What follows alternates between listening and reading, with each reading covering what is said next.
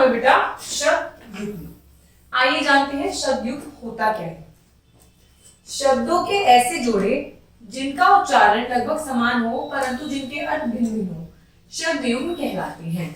मतलब जिन्हें बोलते हो हम सेम सेम पर उनका दोनों का अर्थ अलग अलग होता है। तो आइए जानते हैं, उदाहरण से समझते हैं। शब्द युग्म की रचना। शब्द युग्म निम्न प्रकार से रचना युक्त है। एक शब्द का दो बार प्रयोग कैसे करते हैं और किस तरीके से हम इसका वाक्यों में इस्तेमाल करते हैं। जैसे दिया गया है किनारे किनारे, मतलब मोहन ने घर के किनारे किनारे पेड़ लगाए। मतलब किनारे किनारे मतलब किनारे किनारे से मतलब इसमें हो गया कि हर किनारे पे मोहन ने अपने घर के पेड़ लगाए हैं। कौन कौन मतलब तुम्हारे साथ कौन कौन आया है। कोई आया है व्यक्ति, उससे पूछा गया है कि तुम्हारे साथ और कितने बंदे आए हैं और जो बंदे आए हैं उनमें कौन कौन है। क्या क्या तुमने शादी में क्या क्या इंतजाम किया। पूछा गया है कि किस तरीके से इंतजाम किया गया और क्या क्या। जब बहुत चीजों के बारे में पूछा जाता है तो हम बोलते हैं कि क्या क्या तुमने पढ़ाई में क्या क्या पढ़ा है। तो इसका मतलब है तुमने बहुत सारी पढ़ाई करी है और उसमें क्या क्या डिग्रियां तुमने हासिल करी हैं। चुपके चुपके राहुल ने चुपके चुपके अपना जन्मदिन मना लिया। चुपके चुपके का मतलब होता है बिल्कुल चुपचाप। इसको हम ये भी लिख सकते थे कि राहुल ने चुपचाप अपना जन्मदिन मना लिया। पर यदि हम चुपके चुपके शब्द का इस्तेमाल करते हैं तो हमारी व्याकरण में थोड़ी सुंदरता आ जाती है। भागते भागते, वह भागते भागते गिर गया। अगर हम लिखेंगे वह भागते गिर गया तो क्या इसका कोई मतलब बन पाएगा? बिल्कुल नहीं बन पाएगा। तो हम क्या बोलेंगे इसे? वह भागते भागते गिर गया। धीरे धीरे रमेश अपना काम धीरे धीरे करता है। तो इसमें धीरे धीरे दोनों का मतलब क्या हो गया? फिलहाल सेम मतलब हो गया। देखते देखते, देखते देखते वहां भीड़ लग गई।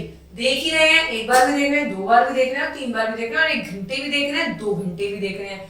तो दोनों का मतलब सेम हो गया। साथ साथ रमेश व दिनेश साथ साथ विद्यालय गए। साथ साथ मतलब एक साथ। तो हम इसे ये भी लिख सकते हैं, रमेश व दिनेश एक साथ विद्यालय गए, क्योंकि इनका साथ साथ का मतलब एक साथ है। नेक्स्ट पढ़ते हैं विलोम शब्द का प्रयोग। अभी हमने पढ़ा एक शब्द का 2 बार प्रयोग। जब हम एक शब्द का 2 बार प्रयोग कर रहे हैं तो उनका अर्थ समान हो रहा है। अब हम पढ़ते हैं विलोम शब्द का प्रयोग। आशा और निराशा। आशा निराशा तो अलग है।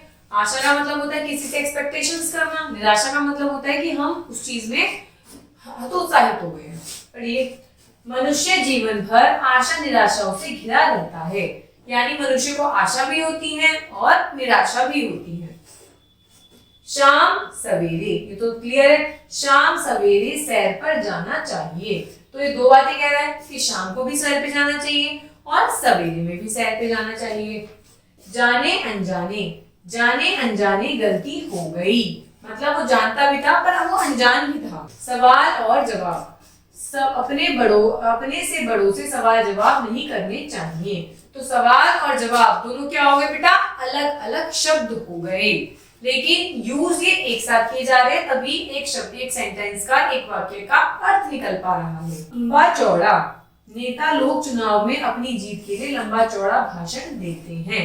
लंबा चौड़ा मतलब बहुत लंबा, लेंथी, बड़ा, जो बहुत टाइम टेकन होता है।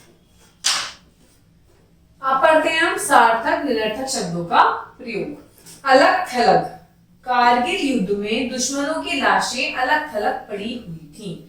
तो अलग शब्द तो सार्थक है जिसका कोई मतलब निकलता है, और थलग शब्द क्या है? निरर्थक शब्द जिसका कोई अर्थ तो नहीं निकलता, पर हम वाक्य में सार्थक शब्द के साथ इसे यूज कर सकते हैं। जात और पात, गांव में आज भी जात पात देखी जाती है।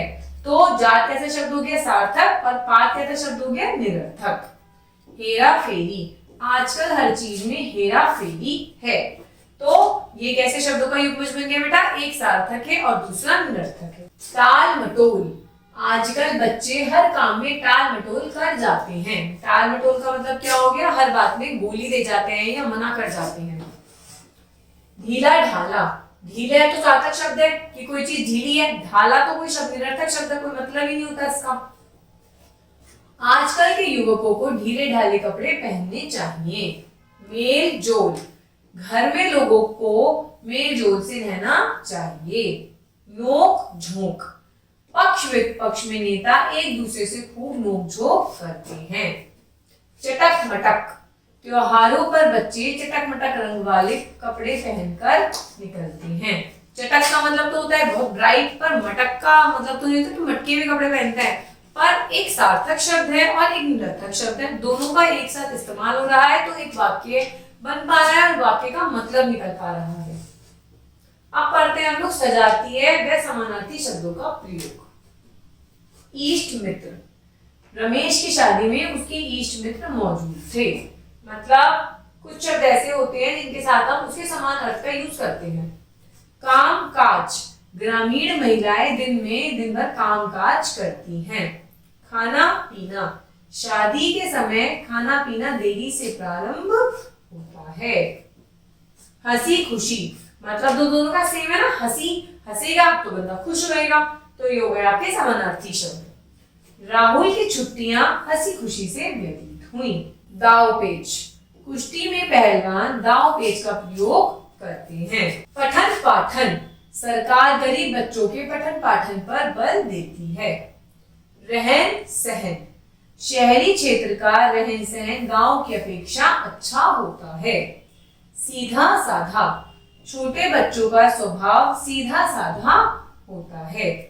सोच विचार, आजकल हर काम सोच विचार से करना चाहिए। भाग दौड़, पैसा कमाने के लिए हर व्यक्ति भाग दौड़ कर रहा है। रीति रिवाज, हर घर में रीति रिवाज होते हैं। तो इस तरीके से ये एक शब्द के समानार्थी शब्द हैं, इनके साथ ही सेम शब्दों का यूज हो रखा है। शब्दों के बीच में परसंगों का प्रयोग, जैसे खेल ही खेल में, खेल ही खेल में झगड़ा हो गया। कभी ना कभी ना, कभी ना कभी तो अच्छा समय आएगा। कोई ना कोई, आजकल कोई ना कोई समस्या बनी ही रहती है। साथ ही साथ, खूब खाने के साथ ही साथ खूब व्यायाम भी हमें करना चाहिए। तो इस तरीके से इसने क्या करा है, शब्दों का मेल बिठा के एक वाक्य को पूरा किया है। तो इस तरीके से हमने पढ़े शब्द युग्मों के बारे में, किस तरीके से हम एक से शब्दों का प्रयोग करते हैं, विलोम शब्दों का प्रयोग करते हैं, समानार्थी होते हैं, सार्थक और निरर्थक होते हैं, और हमने पढ़े परसंगों जिसमें बीच में ही, न, ही, ये सब शब्दों का प्रयोग होता है, उन्हें हम कहते हैं परसंग, जिनसे हमारे वाक्य की सुंदरता बढ़ती है। धन्यवाद।